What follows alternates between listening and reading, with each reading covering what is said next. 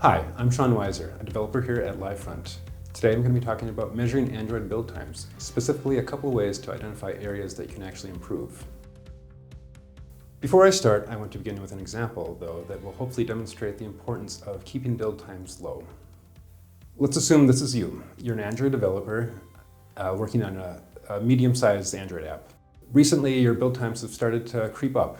Right now, it's about 6 minutes on average. This can be kind of annoying at times, and you're not sure how bad that actually is. Now let's assume that on an average day, you build and deploy your app 10 different times. So over an entire day's worth, you're spending an hour just waiting for your builds to finish. Now let's extend that to the whole work week. You're spending 5 hours of your valuable time just waiting for your builds to finish. And now let's assume that it's not just you working on this app, it's a team of 10. That 5 hours turns into 50 hours, just waiting and waiting and waiting. Now let's assume that you can shave off 30 seconds from each build. You're suddenly saving your team over 4 hours every week. And over the typical lifetime of an app, you're saving yourselves hundreds of hours. Now these times are just made up to prove a point, but they are still reasonable. Some people aren't going to be building 10 times a day. Some aren't going to be able to shave off 30 seconds from their build time. But some will. Some will even be able to split their build time in half.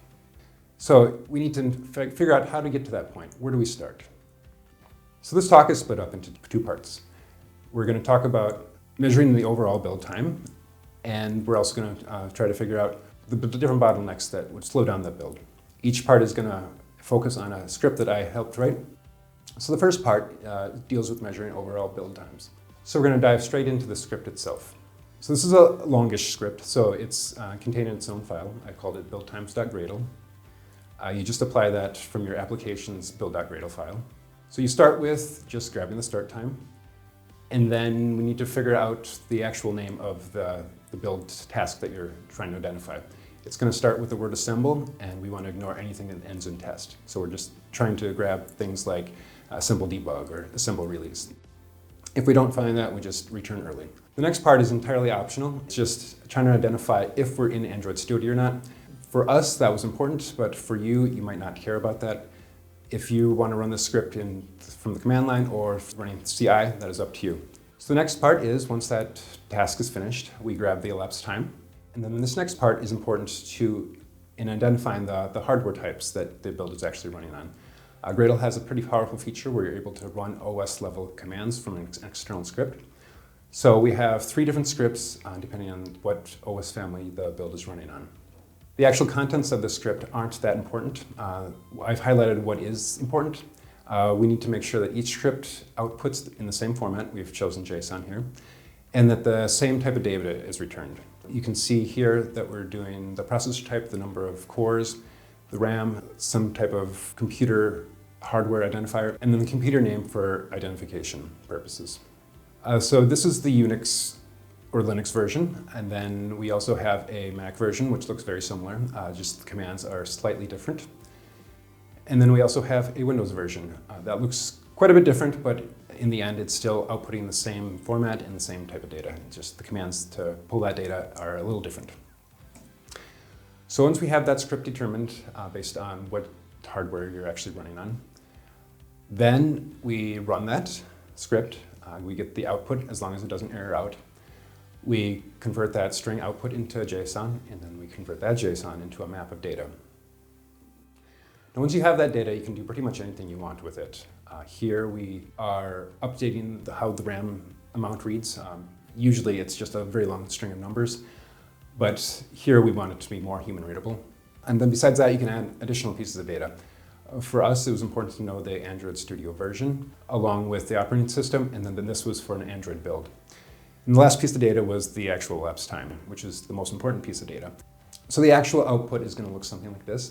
It includes all the data that we had talked about before. In JSON format, we have the keys and the values. And that will just get printed out to the console once the build is done. So what are the next steps after that? You could do nothing. Right now, it's just being printed out to the console.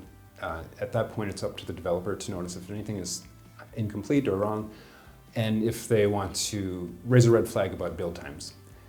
If your team has more resources and time on its hands, one really nice thing to do is upload that data to some online analytics or logging service. And then you can analyze that data over a period of time. You can break it down into based on operating system, based on the hardware type. Pretty much whatever data you collect, you can compare the build times to that criteria. And once you've been accumulating that data, what happens next, even further down the line? Again, maybe nothing is an option. Maybe the build times are acceptable to you and you don't have time to address them right now. Another thing that might happen is upgrades, like hardware upgrades. You might notice that the latest and greatest machines have no problems running the builds for your app. But some machines that are 5 to 10 years old, they might need an upgrade. So if your team has the resources, that might be an easy option to get them up to speed. And then if you don't have the resources, or if you just notice that all builds are just slow on any machine, further analysis or changes to the code base itself might be needed. So that brings us to part 2.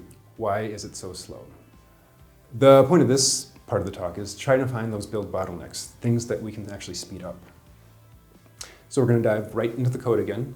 This script is a little shorter, so we're just going to apply it to the end of the build.gradle file for the application. So all this does is goes through each task involved in the build. Before the task begins, we grab the start time. Once the task ends, we grab the elapsed time and add it to a map along with the task name. Once all the tasks have finished, then we iterate through the map and convert it into a list. So we sort that list so that the longest running tasks are at top. And then finally, we run through that list again and output it to the console in a human readable format. So the final output is going to look like this. It's going to be a long list of tasks along with the elapsed time. Notice that a lot of these tasks take almost no time, just maybe 2 or 3 milliseconds. You can ignore those tasks. The tasks that you're more concerned about are towards the top, those that are taking multiple minutes. The example here, nothing is like that. This would be fine. You could just ignore these. But if your tasks are running long, you might want to address them. So once you have a good sampling of this type of data, then what do you do? Again, maybe nothing. Maybe these are acceptable build times for you. The next thing you could do is try to identify low-hanging fruit. If one of the tasks at top deals with resources, you might go into your app and try to identify if there's any unused resources and identify images that are too big that you could either reduce in size or convert to SVGs. Besides that, you might need to make some compromises in the build itself. I worked on an app that dealt with dozens and dozens of different languages. By far, the biggest component of the build times was merging all those resources, those locale-specific strings and images, into the final build itself.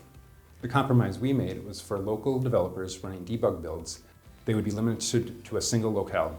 Typically English by default, but the developer could pick it up themselves if they needed to. So this limited the build times for the developers themselves, but for release builds, like for QA or the Play Store, those included all 40 plus languages.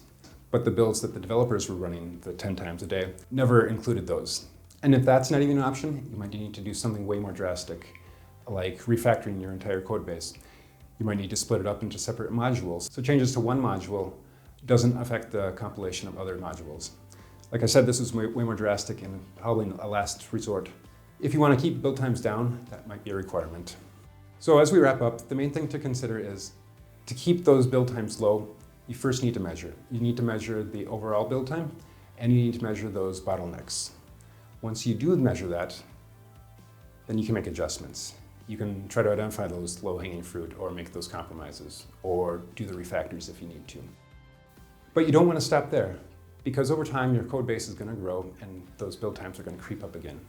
So you're going to want to keep measuring it and you're going to want to keep making adjustments. So hopefully you see less of this and more of this. By following these simple guidelines, I hope you can keep your build times low. Thank you for following along with me.